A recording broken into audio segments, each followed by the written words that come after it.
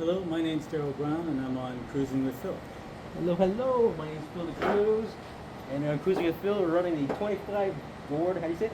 Scarborough-Rouge Park 25 ward by-election. It's a long word. Yeah, it is. So how you doing, Darrell? Doing okay. Thanks for having the interview. This is My great. pleasure. Yeah, it's your first time, right? Running for. First time running, yeah. Yeah. Unless you want to count things like university. Oh, okay. Oh, what happened at university? Well, I did create an association of psychology students when I was back at Dalhousie University in Halifax, and was on the executive there and executive and student council in high school.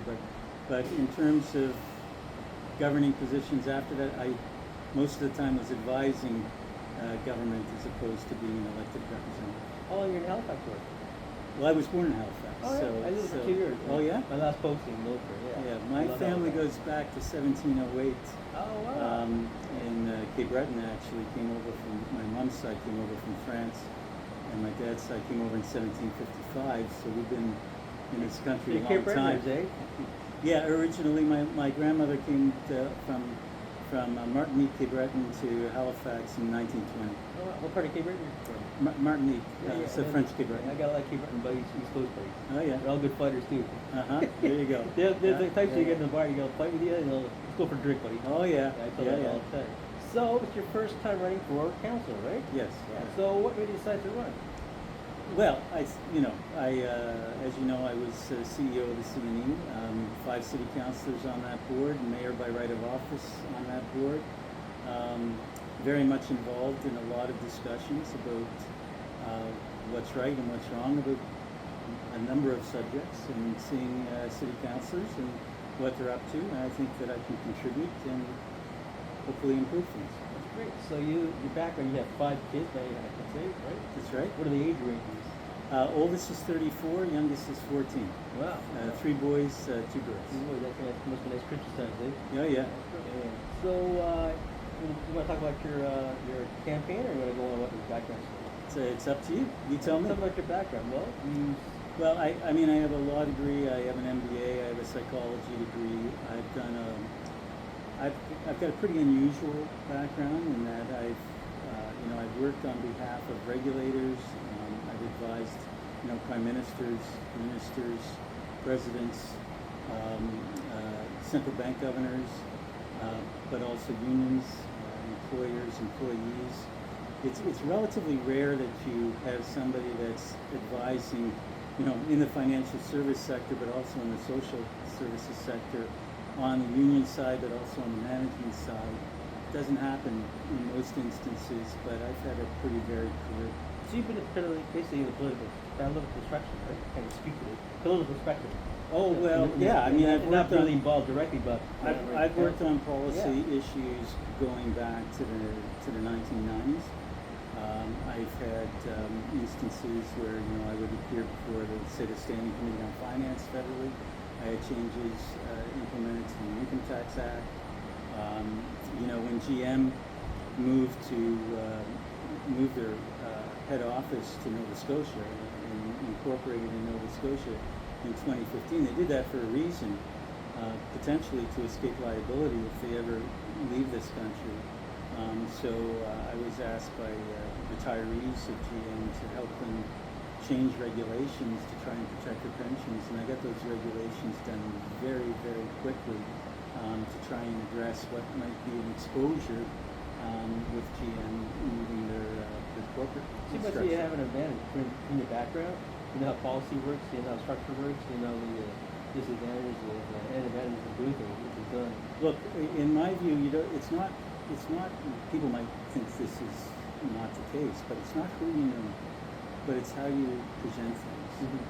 What's really important when there's an issue, you need to have the data, and you need to be able to substantiate it, and you need to be able to demonstrate not only why it's a benefit to you, but why it's a benefit to the policymakers to act in a certain way. When I got income tax changes done in the 90s, it was on the basis that there was an inequity in the income tax act. And they said, okay, prove it. So I did a survey across the country, and I came in and I showed them what the actual dollar value was of what they were doing. And so then it makes sense. And I didn't necessarily know key people at that time, but I got the changes through the Income Tax Act because of it. And that's the case anywhere you go. You know, I've done work in 15 countries. I was going to mention that. Yeah, You mentioned and an incredible array of issues, from anything from food security and agriculture policy to securities to the commercial code to you know, creating new pension systems. So you establish your credibility by showing that you know what you're talking about and proving it with data. So as a councillor, if you got elected, you look back and you've been in 15 countries, right? Yeah. So you see that, I've been like, I don't know myself in this, right? So you see how the people live and how the country Oh, lives. yeah. Yeah. So that's kind of beneficial in your part because, you know, as councillors, we have our roles as councillors, mayors, but I also think you can go beyond that. Maybe you can just take a step forward, Well, right? and look at how diverse Toronto is. Yeah. I mean, you know, look, three of my boys have, you know, part Guyanese descent, part Canadian descent. You know, I was talking to Guyanese representatives the other day. I worked in Bangladesh. There's quite a large Bangladeshi population in this ward. You know, and I did work in Dhaka in the 90s as well. I was in South Korea. So I worked in four major, Indonesia being the largest populated Muslim country in the world. Lived and worked there. I lived in Kazakhstan as well, again a Muslim-dominated country, in Azerbaijan. And so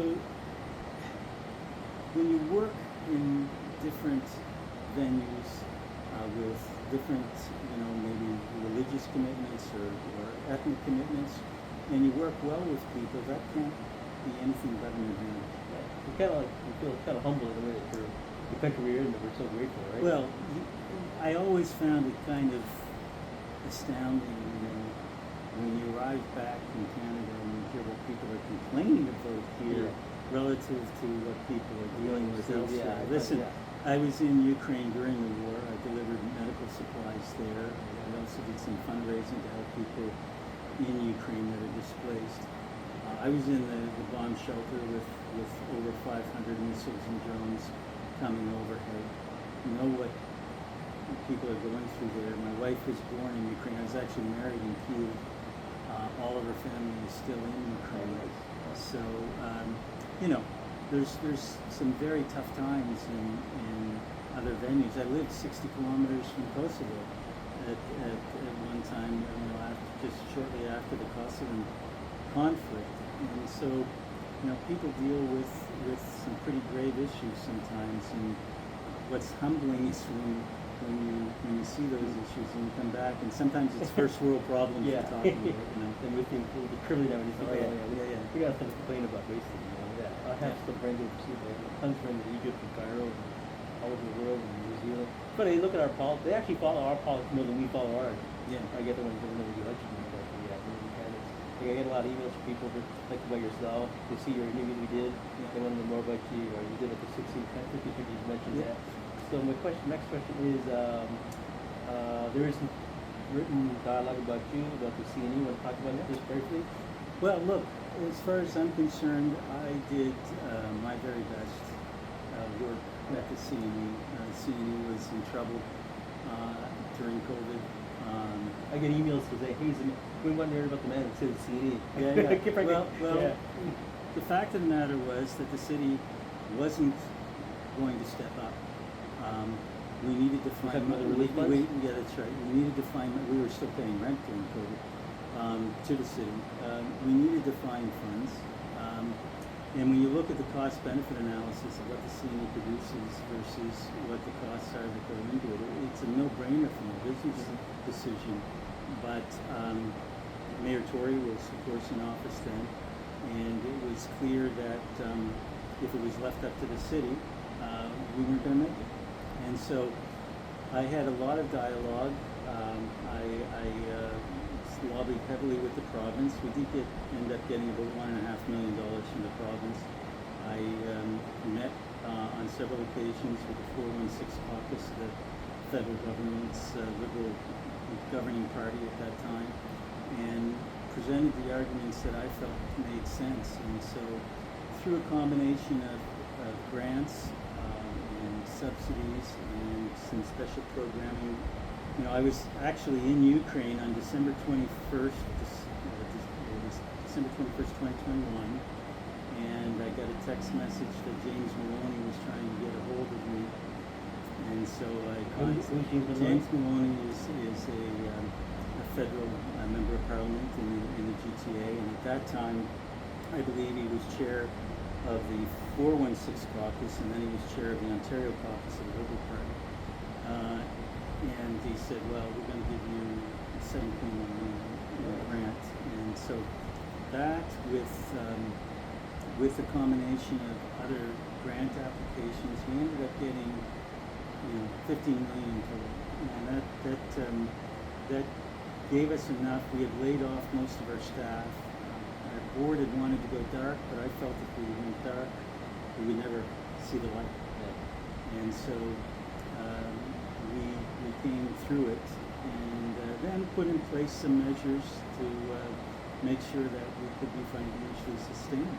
So by the time I was terminated by the board, they made the decision. I think it was an unjust decision, and you know, I'm in the process of negotiating with them, so I can't say too much at this point. But I think we talked about off camera. I frankly think that they were given false information, and the board did not speak with me. They said in the local that you and your wife were released for harassment. So when I read that, I said it didn't make any sense. I think you can look at that story, and if you read between the lines, there's a problem with that story. Well, just the way it's written, wife and husband released for harassment, wife and husband. Maybe husband and harassment were both together. I read that 3 times, and I showed a lot of people in the background, and they said there's something fishy about that. Listen, people that have worked with me, people that have worked with my wife know what our character is. I'm in the process of, you know, and my wife is in the process of negotiating with the C.N.E, so we don't want to get into anything in too much. So if you had not raised the funds, what if I had the C.N.E? The C.N.E would have been insolvent. Yeah. And and that's just what now. You know, people can assume that, you know, maybe on the 11th hour, somebody might step in. But the fact of the matter is, you know, the city voiced support to the federal government. You know, if you're going to find funds for them, great. But they did not step up at all in terms of providing any kind of financial assistance during that time. Were you surprised by that, or? Look, the city was in a hole. It's still in a hole financially. So they do have to prioritize things. But let's face it, the C.N.E employs 5,000 people. When you look at, I can't give you the data from this year because I wasn't there, but the year before, $210 million was spent in the city on those 18 days. And 5,000 people employed. We have people that start up, you know, in April. We have a full-time staff of 42. It's an economic driver. The economic impact itself, independently analyzed by Enigma, was around $143 million to the province, $113 million to the city. And I told you about the cash spend. So it would make no sense not to support it, and you know, if one's doing their analysis. But Exhibition Place is a place that's changing, and C.N.E has to change with the times. And frankly, I think one of the reasons why I was let go relates more to rigidity in moving forward and evolving than. What do you mean, like what do you mean the C.N.E evolving? Well, more, you know, Exhibition Place wants to have activities running 365 days a year. Yeah. So what that means really is if the C.N.E is going to survive and preserve what it does with a fair, it also has to be involved in activities across that 365 days. And you're talking about keeping the fair all through the year? No, I'm not talking about keeping the fair through the year, but perhaps being, for example, the gallery, the art gallery, Withrow Common, that my wife was director of, that gallery was intended to operate year-round and to attract people in on a year-round basis. but you have to be willing to invest in it and make it meaningful. A lot of people don't realize that art was a huge part of the C.N.E's history. There was a gallery established in 1902 and one in 1905, and 365 artworks were transferred over to the Art Gallery of Ontario in 1965. That were the is that the old C.N.Es. building in the picture? Where like, I don't remember now. So, I've seen some of the old well, there photographs. was the first, it became the graphics building, the 1902 building, because they were worried about it burning down. That was right on the site where the QE building is now. That was demolished to make way for the QE building. But the big art gallery that was built in 1905 was just south of where the Gardner is now, and that was demolished in 1973. But what we were trying to do was bring back art as part of the activities of the C.N.E.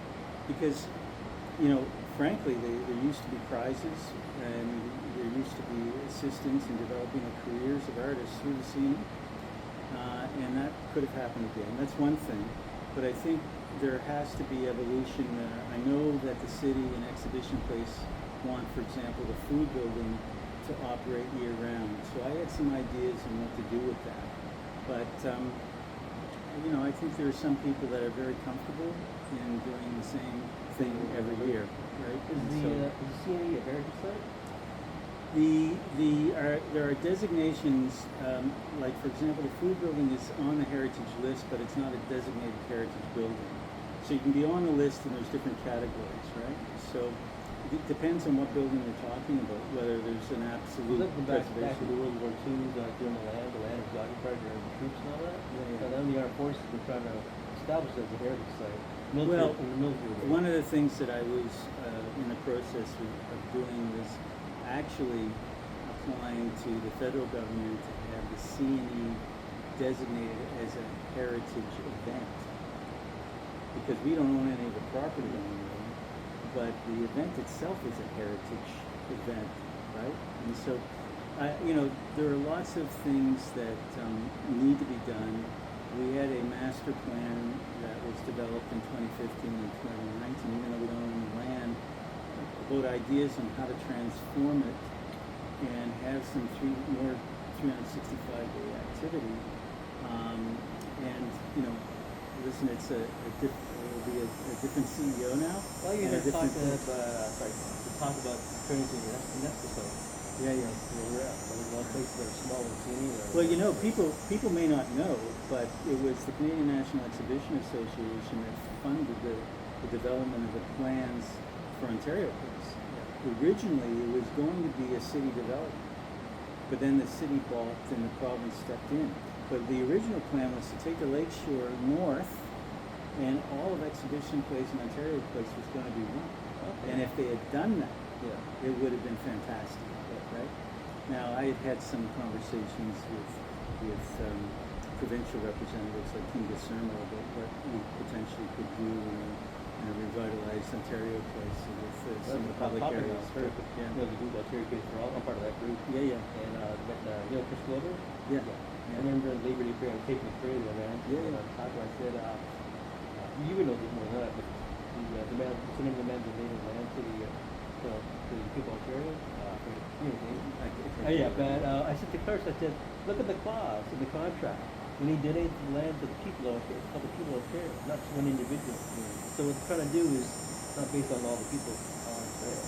So there could be a clause there. I said, look into that. It could be a, I mean. Well, one of the things I was active in, you know, I had met with Infrastructure Ontario in the summer, last summer, and found out that there was a plan to merge 4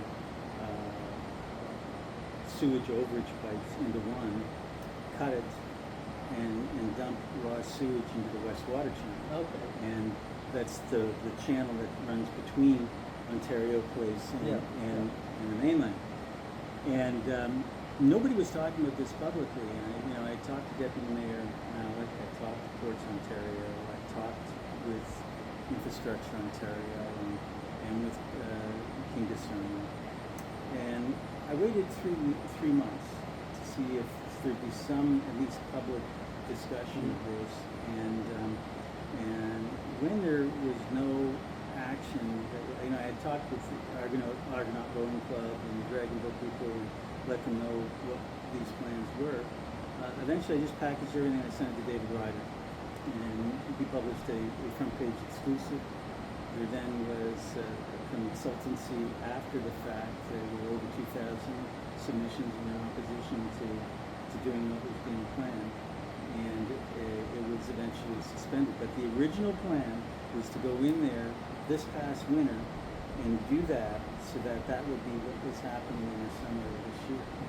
So, there has to be activism sometimes. This was a really bad idea. What should have happened is if they wanted to, make changes to accommodate the Ontario Place development, they should have done what was needed at the second phase in the first phase, and that is have a long pipe going out into the lake. This is when you have major storms and the system can't handle all of what's coming in. But the West Water Channel is like a bathtub. There's no current, shallow. It would have been awful. Yeah. Right. So those kinds of things you have to act on. So you've got the experience now. So let's go on to your topics, your priorities, your campaign. I like a lot of them actually. One I like was about actually all the candidates when I interviewed them, like yourself, talked about the youth. There's nothing the lack of youth involvement. There's a big barrier between city hall or politics and the youth. I talked to a lot of the youth, and I'm interested in my campaign and mentor programs, get more involved, activities, get them off the street basically. That's right. Yeah. Listen, in general, people underestimate the impact of arts and culture funding, and a lot of the arts, culture, sports funding is directed at youth. But I was talking to one parent who says, "Yeah, but the programs that we have seem to end when people are like 12 years old." Yes. And actually, the time when you really need it Yeah. is when you've got teenagers who are looking at what to do. So the more there's even a lack of facility for growing young adults to practice their art. I know quite a few. They got to pay higher rent, just got a little space and all that. So the more we can do in terms of sort of team programming, I think it's an investment because it supports their development and their proficiency. It's the same kind of thing that we were doing at the C.N.E. really, with a lot of people that come in for their first jobs and provide them with training so that they then are in that cycle and know what to do and are occupied, right? And so we shouldn't look to those kinds of programs as the first cuts when we're talking, what to cut in the budget. I talked to a few candidates about this, about mentoring. Would you consider yourself being a mentoring for yourself or a mentoring program? With all your experience, with everything Absolutely. Even just as a candidate yourself, kids or young people looking up to you that you ran for council with your background, your kid and everything you've done, and there's quite a few of the candidates that are all for the idea. I mean, that's lacking. So I would like to see City Hall as mentoring. It's not like, take your kid to work, basically. Take your kid to learn. Well, look, I think, as I say, there's lots of areas where we can be creative in terms of how to occupy minds and bodies. And the more that we can also be physically still at it, the better. Because the evidence is crystal clear that if you have a diversity of activity, you're healthier in mind and body, and then you produce more. Go back to Scarborough-Rouge. Scarborough's the biggest ward in the whole. But we could do more. We have quite a few facilities. I just saw with my Birchmont the other day, building a new complex there. That's looking pretty good. Pretty slow, but looking pretty good. But we could do more. We have fields everywhere. We have fields of high school. Well, one of the frustrations I think is, I've been living here for 15 years and we've got empty space that's reserved for a school that may never be built. So why can't we be creative? Exactly. Why can't we be creative and use that more productively? Like use it for the benefit of the community and the interim. I mean, even like I talked to people in Starbucks where I live. I go, how come it only took you 3 months to get a contract and build your store? You can't even build a school in like 4 years. So one of the things that I talked about that I haven't heard any other candidate talk about actually is transparency in contracts. This is a real pet peeve of mine because as far as I'm concerned, any city contract that involves the use of city assets is really using our property. And we have the right to know that it's being used in proper way with due diligence, right? You can't really effectively examine what happens in this city because there, in the Freedom of Information Acts that we have today, there's a business confidentiality exemption that allows contracts to have their fundamental terms never be released. Yeah. And so that to me, you know, there are lots of corruption scandals in Quebec now. Almost all, I think all municipalities in Quebec, and definitely Montreal, publish the full contracts. Vancouver, slightly less in terms of the disclosure, but a lot more than here in Toronto. The problem is this involves discussions with the province because it's the freedom of information at the municipality level is governed by provincial legislation, but it's something we need to address. It's not. It breeds the perception of corruption, even if there isn't corruption, right? That there certainly could be corruption we didn't know about, right? Maybe some of the incumbents that are going to run for mayor, just off topic here, two individual mention names, but they're talking about housing. They're now they're against housing, now they're for housing. Yeah. But also, I get the inside scoop sometimes. They already have their own contractor or developers set in mind if they get elected. Unless we have transparency, that should be public knowledge. Yeah. Who's bidding on what? What's the deal with it? Why did they get this contract on time? And are they going to serve the community? Or they serve themselves? We also talked about for housing as well. We're talking about housing here. Well, I was counsel for a not-for-profit affordable housing organization a few years back. I think we lost our way in this city. Frankly, there were models that worked in the 70s. What do you think of these mobile homes? What are the models? Well, the modular stuff is actually, it can be a solution for some things. Yeah. I mean, it can be something that can happen very, very quickly and address problems quickly. But you know, to have something more permanent, we had cooperative housing that worked. We had affordable, not-for-profit organizations that worked, but we stopped supporting them. And so now we're in this hole where we don't, you know, what's being built, when a condo's being built, how many condos can you point to where there's a 4-bedroom?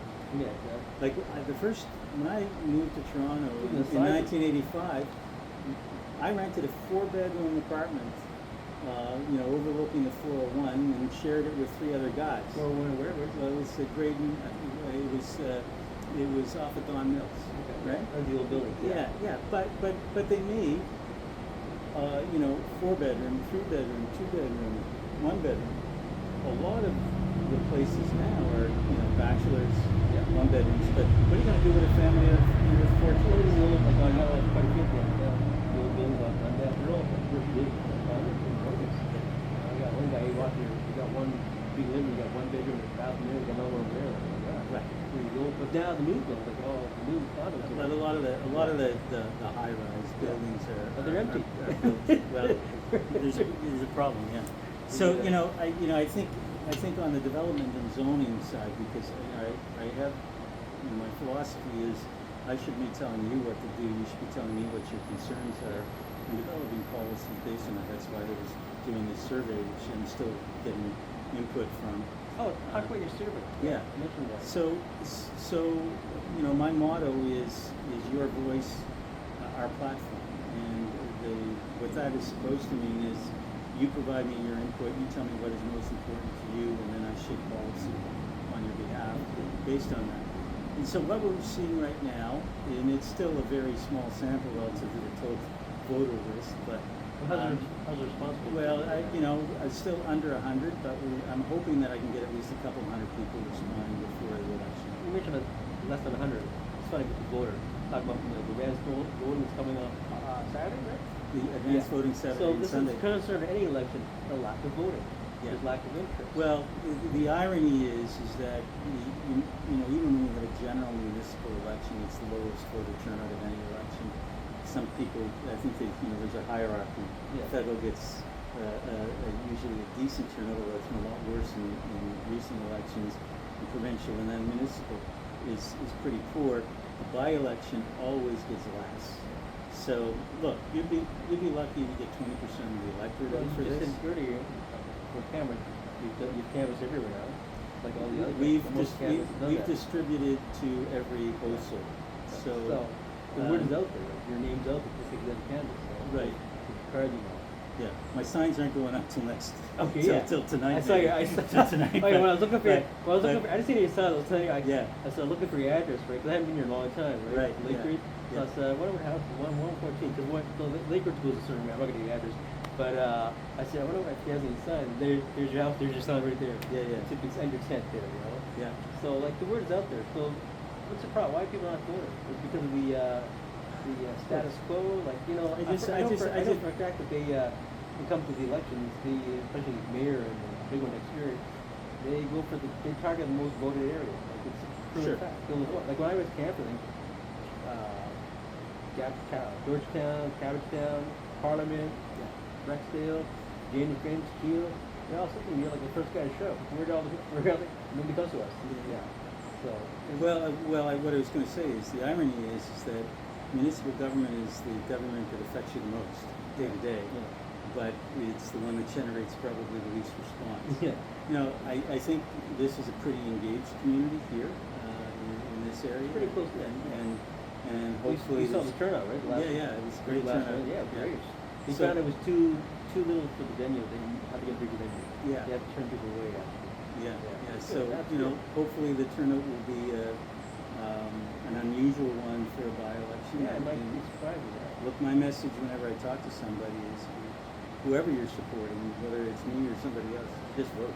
You know, and that's just like I have a couple of volunteers that were here yesterday. Actually, 2 lawyers who came from Russia, and You get volunteers from Russia? Wow. well, I mean, they're here now, right? And well, no, but You got quite the reach there. but you want to talk about people valuing the right to vote. Mm-hmm.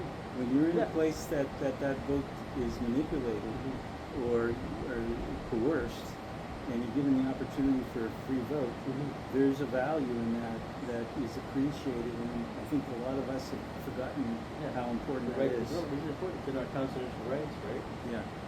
I like that. I'm gonna ask you talk about what do you think of the when you implemented the mayor's right to oversee the deployment? Well, yeah. I think that's unfortunate because although I guess if I was sitting in the mayor's seat and wanted to get a policy through, maybe you'd have Well, a my point different of view is opinion. But running for mayor and you're running for council. Say people are voting you in, right? yeah, You got voted in by say 100,000 people, right? And now that's your voice for the people. So now here comes this new policy. Basically, it could supersede your decision. it's fundamentally undemocratic It is really, because yeah, it is. it's It is. taking the voice away It from is, exactly. your regional representatives, Yeah. right? And so, you know, listen, there's people that have been tantalized by U.S. models, and that's really a Chicago-based model in terms of the powerful mayor model. And I don't think we should take any lessons from the U.S. No, now. not right now, no. Frankly, we should be our own. If we model. did, we'd be all like a lock-up city right now. Yeah. You know. Yeah. Also, you talked about in your campaign about limited runs as mayor and council. I think it's unhealthy to be able to run in perpetuity. Yeah. You know, some of these people can sit there 30 years. And you get comfortable, Exactly. and I think probably too comfortable, and maybe too cozy with some people. It's just, listen, there's a basic principle in the corporate governance side, and I've done a lot of work in corporate governance, where you want a rotation on the board. You want to preserve institutional memories. You don't want everybody to go at once, but you do want this interchange to keep the health of that board. And when the council's the same way. Yeah. If you have the same people all of the time, you know, listen, we're human, and it's easy to get complacent. Well, And I'm not pointing fingers at anybody. no, but I know what you mean. But, There's limited decisions. Well, look at Yeah. I'll give you an example. I can speak on mine. I got nothing to lose, but just look at the hotel there on Kennedy.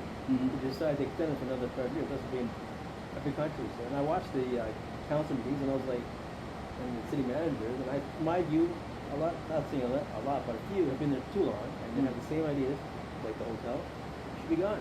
Seriously. Get fresh new ideas, like you guys. Get guys in there and make more, there's more decisions to make than just putting a hotel and just doing the same thing. It's like kind of like you have no option. You've been in that position for so long. It's not helping now. You've seen what happens in the environment, the neighborhood. We've heard because that hotel's gone up the last 7 years or whatever.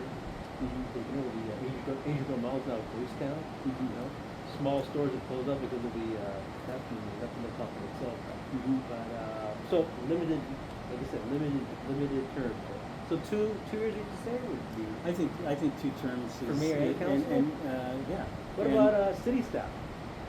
No, I think that's a different issue. I mean, city staff that's an employment position, and Well, what about like, it's a city manager? They've been in the same position for like 20 years, making the same decision with the hotel and other stuff. It's kind of well, like docile. but you know, Maybe not fire them, maybe just move them on somewhere else in the city. well, there may be, but that's what governance is all about, right? You have, you know, in a corporate environment, you have a board, and then you have staff. Listen, I was terminated from the C.N.E. I think they made a really bad decision. Yeah. But they decided to do that, right? And just the council directs staff, including the city manager. That's the way it's supposed to work. What you need is you need a skilled council, and you need people on council who are able to vet what that city manager is doing. And then if you're dissatisfied with performance, you act on you know, in accordance with that. And if you're satisfied with performance, great, right? But that's the structure that we live with. So, you know, we have civil servants. We've always had civil servants, and they've never been subjected, to my knowledge, to terms. And I think the term limit should apply in the elected side. Talk about so the servants talk about the council. I know quite a few of the, actually most of the new council that got elected in, and I'm not going to be but this is overall the biggest frustration is trying to get things done, new policies, but the incumbents don't want to keep the same. That's policy. So it's like, you've made your opinion, stay aside. I've heard this directly from other people. And that's the thing. Well, I think there's been You said it, yeah, unless new ideas, the same thing going on and on, right? Listen, people may disagree with me, but I do think and then it that goes back there's to the voting thing. People saying, well, why am I going to vote? They're doing the same thing every year. Seeing people say, man, why bother vote? And I get that all But let's go back to Exhibition Place for a minute, just as an example. As far as I'm concerned, Exhibition Place is something for the entire city. Yeah. Right? And one of the issues that has been raised consistently is not enough community activities that take place at Exhibition Place. You know. And so the Board of Governors of Exhibition Place tried to respond to that, but they did it in an odd way. They said, okay, we can allow these 3 adjacent communities to, you know, apply and have events at Exhibition Place. As far as I'm concerned, something like that, Exhibition Place, should be available to the entire city. Why would you say that's not there to serve just the local adjacent communities? And, you know, taking Withrow Common Gallery, which I did a lot of work on, and so did my wife, you know, we had groups coming in from Scarborough who were shocked that they were actually invited in and had engaging opportunities in the facility at the center of the city. We have been, I think, on council, too downtown focused for a long, long time. And there is still that inner circle with Mayor Chow and Gord Burks and Osman Malik, where the focus of a lot of policy, I think, is still the downtown core. Yeah. And so, you know, I think we need effective advocates in the outlying wards, and who knows, maybe in the future a mayor that comes from the outlying wards that can voice a more equitable position. Yeah, because the fact there's quite a few wards in the people, and they say we have so much activity, we have so much social programs, we have so much volunteers, and it's not out there in the public view. Yeah. And it's in the newsletters of council's awards, you can see it all the time. I get people asking how to volunteer for an award to go to your council webpage or go look on their itinerary and go to the website, city website, go look at all kinds of stuff. You know, that's the thing, lacking out. So back to the vote thing, people don't want to vote. You know, you can do right. You know, I knew one of the guys. I mean, it's interesting. I was at the GO station this morning, and handing out flyers, and it's always interesting the reaction of some people versus other people. Some is just they don't want to hear anything. Oh, and other people are very. Don't talk to me? Yeah, and other people are very engaging, right? That's funny. But yeah, of course, some are trying to catch a train. Yes. You know, but you know, I do my best to try and encourage people to at least have a look, and hopefully something will spark their interest and spark them to vote. Yeah, you got quite the, I did the short interview, you got quite the views on that, quite the feedback. Mostly all you can get good feedback, all the stuff is all very little negative, all about positive. Like this, then you asked about the C.N.E, what's your story with that? They asked about, you know, your background, can I ask you what old you are now? I'm 66. You're 66? Yeah. Oh, you're older than me, like that. Yeah. Yeah, you don't look it. No. Well, I told you we went back to 1708. What's amazing, I know the whole genealogy through from 1708 to now. The number of people in our family that have lived over 100. Like our side, longevity. Yeah, Our average side, like 100, 99, like yeah. And my mom lived. You met my mom, lived right? to 98. 98. Your mom's 91. She'll be 91 there. Yeah. 2 weeks, right? Yeah. She was active all the time and does her work. Yeah. So I'm 66. I'm still playing. I was playing hockey 3 times a week. I cut it down to 2. I said to you that. You look like a fit you know, guy. Yeah. So on top of the seniors, what's your how do you stand on the seniors? Like helping them and all that. Well, I mean, one of the real problems, and this goes back to the whole property tax issue, is property tax is a regressive tax, and that it doesn't in any way reflect your capacity to pay or the income. And so one of the real problems for seniors is if you bought a house years ago at what's now a nominal price, and your property taxes are going up, but your income's going down. Yeah. It's an issue. So we have to be creative about how you deal with those things. That's a serious problem for a number of people. Now, having said that, and I've gotten some emails from people since I put my name up there. What's your stance on property tax? And that's the number one issue: city spending and property tax in the Well, you've heard so the far. they plan on raising it again next year. Yeah. That's what I heard. So, sorry, I think there's might be volunteers at the front. Go ahead, so just yeah, 1 second, if we can do this. You might have to edit it out. No, but, it's okay. I'll wait. Hello, young lady. I'm still in the interview in the backyard. In fact, it's running right now, so they're hearing me talking to you on the phone.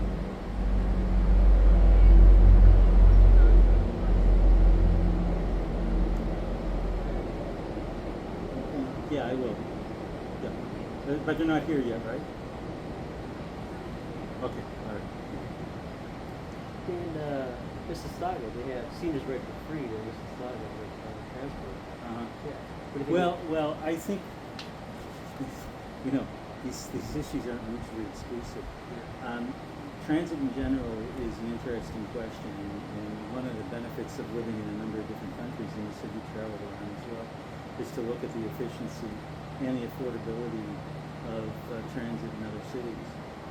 We've done it, we sat on our hands for 3 decades here, and so we're behind the ball in terms of the kind of coverage and efficiency we should have in the transit system, particularly in Scarborough. How's it the TTC riders are being there? Yeah. Part of the group now? Yeah. Great group. Yeah. And I mentioned that we have to introduce ourselves that when I posted in England, they made $180 million in advertising for their transportation system. You've been in, right? Yeah. You've seen all the coffee shop and all the stations, Yeah. It's a major advertising. And they just get some of they want to raise the fares again, plus property taxes. I think you keep going back to the rider. It's not the rider to fall on. I mean, you're not bringing money into the city. You got TTC. There's something else going on. You're not going to have people use transit if it's not reliable, Well, now if they're it's talking not about efficient, cap. and if it's not They're affordable. talking about they want to put it. Yeah. Yeah. I don't agree with that myself. Well, I think, frankly, this goes to a larger issue, and that is how municipalities are funded. Because you cannot do all that's falling on the backs of a municipality now through a property tax base. There has to be more creativity and more ability to raise alternative sources of revenue to support programming. For me, a progressive city in terms of transit means one that has broad-based coverage through the entire city and is affordable so that people have an incentive to use it rather than drive. We're not there. particularly as you know in Scarborough, we just don't have the Well, infrastructure that supports it. These subways for the extension, like what is that? Yeah, no, we unfortunately, like I said, you know, there was 3 decades of let's do this, let's do that, let's do this, let's do that, and indecision, and we're paying for it now. Well, like between the 3 stops of subway, the one that stops in Scarborough, regular distance, 3 stops. And the downtown core, you got at least 7 or 8 stops within that distance, in the same circumference, right? So, I think they should extend the Shepherd from Fairview Mall go all the way to Scarborough. The main streets are down there now, like just do it, rather than take it out and put it back there and stuck it all.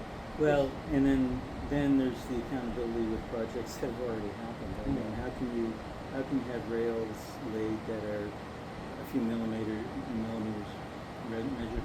Yeah, you know, on the Eglinton. How does that happen?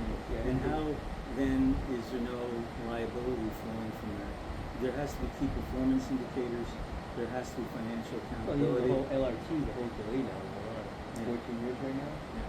Well, you see in Montreal, they just finished their first phase 2 years ago. Twice, 3 times as late. My brother-in-law does electrification of railways in Eastern Europe, and you know they complete projects in months, not years. Yeah. And we've gotten to the point where the approval processes are so prolonged, and the inefficiencies in terms of, you know, even when you look at the Port Union reconstruction. Oh, yeah. Like, how many days of the week do you drive up Port Union and not see a body there? So what were the terms of that contract? Yeah. Now, why is it that has to take 2 years? To me, it's absurd. And so that goes to the transparency of the contract and what those terms are. So listen, there's a whole host of issues that interact with each other, but at the core is coming up with a funding model that allows you to do what needs to be done. I am strongly of the opinion that transit has to be subsidized in order to incentivize people to use it. But it goes beyond that. You also have to have a reliable system. If you don't have a reliable system, it doesn't matter what the cost is going to be, people are not going to use it. Yeah. So, well, you know, weekends, like I go downtown, I go down to C.N.E, I gotta go to the other side. yeah. I was doing it for months, like the whole line is shut down. And with 1 minute, one incident, somebody jumped the track, and there was a suicide last year, the whole queue area, from Keel all the way down was shut down. Had to bus around. The problem is, we don't have that like other systems. I lived in Seattle too, and they had a system from the airport to the city for a long time before we got one. You know? I think we can do better. We can have I'm so much I don't know, port city planning or what, or believe me, you know, I don't know if you mentioned the meeting. I said the other day I drove on the LRT, there's something missing off there. You notice that? They got no shelters in their you know, they got plexiglass there and a little bit of overhang. There's no shelter. So what's gonna happen in the wintertime? People are gonna use the old shelter across the street. Everyone's gonna be curved right. You see the train coming across the street. I'm gonna talk up the platform. I phoned them. They said well, our platforms were heated. I said, well, that's good. You're feeling you. What about the rest of you? You know. Yeah. Even the extension did to York, the 5 or 6, 7 o'clock, whatever. Yeah. They have 2 bathrooms. I mean, what is that? Well, bathrooms are a real problem in the city. Yeah. Period. I mean, besides being filthy. Well, you go to most cities and there's public washrooms readily available in most places, right? Not here. So we've done a poor job. But even on Lakeshore, when I bike on Lakeshore, there's only like maybe 4 when I bike from Humber all the way down to Woodbine. There's like maybe 4 or 5. That's it. Yeah. That's not much. Yeah. We could do better. Yeah, absolutely. I mean, look, we didn't do well on the planning side. And even the old gas station there, it's kind of storage facility for the city. Right by the Humber Bridge here, the old gas station. I think it was the last one at slammed. Took a little dome, whatever. I told them in my campaign, I did actually do a little sketch. I said, turn to a bike stop, a little cafe for people, you know? Let's preserve our heritage. We have, Toronto unfortunately has a problem not to preserve the heritage sites. Well, we've talked about a lot. Yeah, so anything, I mean, I do have some volunteers coming pretty soon. So anything you want to add before I kick well, I think that, as I said at the region, you know, whoever is representing this board, it should be someone who can be an effective advocate. Yeah. Because there is an issue of what happens in this city, in town, versus what the interests are here, and there are dramatic differences between a Liberty Village versus where we are, and I think one of the things we didn't talk about, but on the development and zoning side, which is an issue that's being highlighted in the survey, is you can't take away local input. And we need to be able to speak and speak strongly on behalf of what we want in this area, and that has to be heard. At the same time, it has to be within a process that can be dealt with on an efficient timeline. Development approvals just take way too long here, but that doesn't mean you should just rubber stamp things. Yeah. My next question is, as community advocate, whatever the results of the election, will you continue on to advocate for the community? Oh, absolutely. Yeah, sure. And, Look, I would have been much more involved in this community, but I was putting in 6-7 days a week at the C.N.E. Yeah. I mean, I was there all the time, and we had, we have many night board and committee meetings, and then every gallery function. Most of those were on the weekends, so I was pretty much thoroughly occupied. but all that you know. experience contributes to you being a better counselor to Sure. the board, right? No, absolutely. Everything is a working background, right? Yeah. Before. Yeah. In a positive way, right? Yeah, absolutely. Yeah, well, it's good. Well, thank you so much for the interview. No, listen, I'll post nice it to- there. Nice to thank meet you. you, Farley. I Yeah. saw you. I didn't get your first interview during the first presentation of the software, but it was a great turnout. I hope they have a lot of voters. What would you tell people out there to vote? Why? Well, Why vote for you?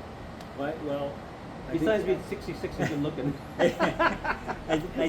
think you vote for me because I'm not afraid to take a stand, Yeah. and I am certainly not going to be someone who just falls in line. There has to be a solid rationale for any issue for me to vote in favor of it, and it has to be reflective of what the community interests are here. So if you want somebody who's willing to take a stand and defend your interests, I think I'm potentially a pretty effective advocate for it. Great. Thank you so much, Darrell. We'll turn this off now, and I'll send you a copy of that and put it on your website. Sounds good. Nice talking to you. Very smart guy. Nice talking to I you. like your experience. I know all the stuff that goes on in your background, but people ask me, your C.N.E, what's your background? You said you were 15 countries, what's all about? So that was the detail. Thanks for telling me all that. You know? Okay. Great. Thanks for having me. Nice house. Pleasure. Turn that up here.